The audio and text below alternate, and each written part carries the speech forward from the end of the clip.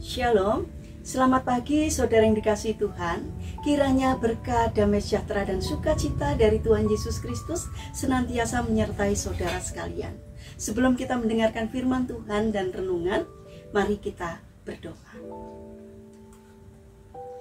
Tuhan Allah Bapa yang baik, kami sungguh bersyukur atas kebaikan dan kemurahan-Mu, karena Engkau Tuhan yang tak pernah meninggalkan kami, sehingga kami dapat bangun dalam kondisi sehat dan menikmati indahnya pagi ini.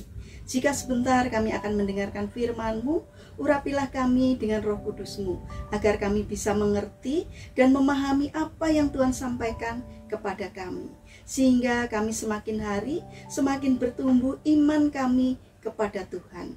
Terima kasih Tuhan, di dalam nama Tuhan Yesus Kristus kami berdoa. Amin.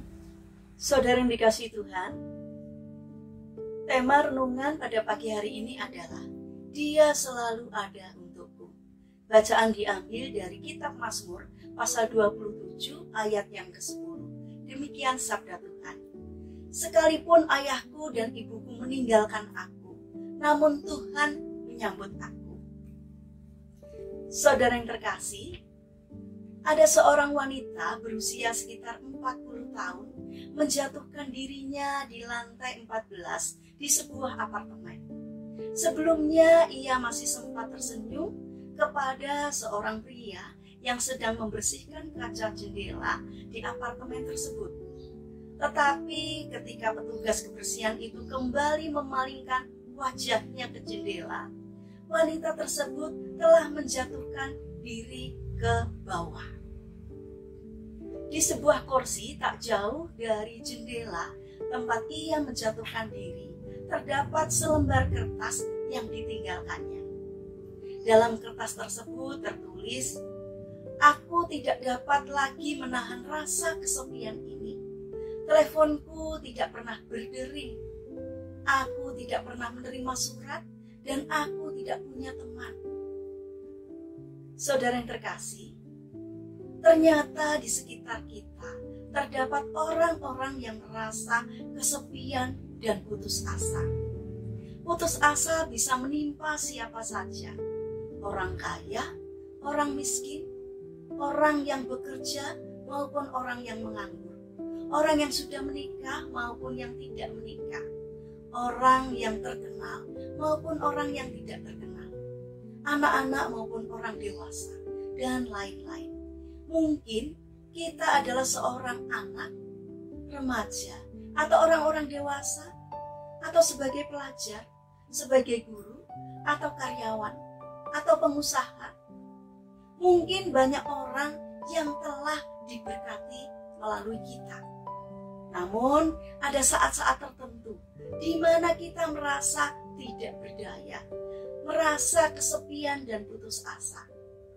Kondisi seperti ini mungkin disebabkan masalah keluarga atau masalah kita pribadi yang orang lain tidak mengetahuinya.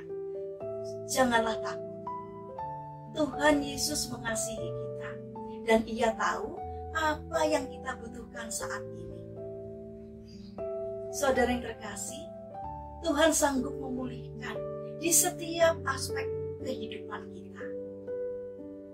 Orang-orang mungkin meninggalkan kita, saudara, teman, sahabat, atau orang-orang yang kita kasih boleh saja meninggalkan kita. Tetapi kita perlu ingat bahwa Tuhan akan selalu menjadi sahabat bagi kita.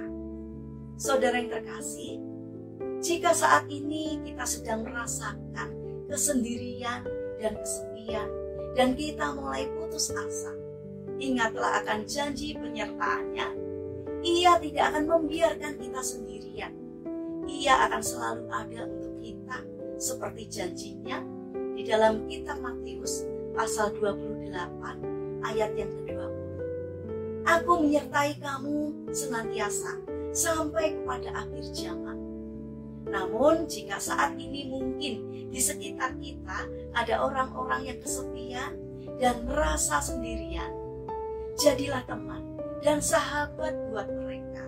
Karena itulah, milikilah karakter untuk peduli kepada sesama.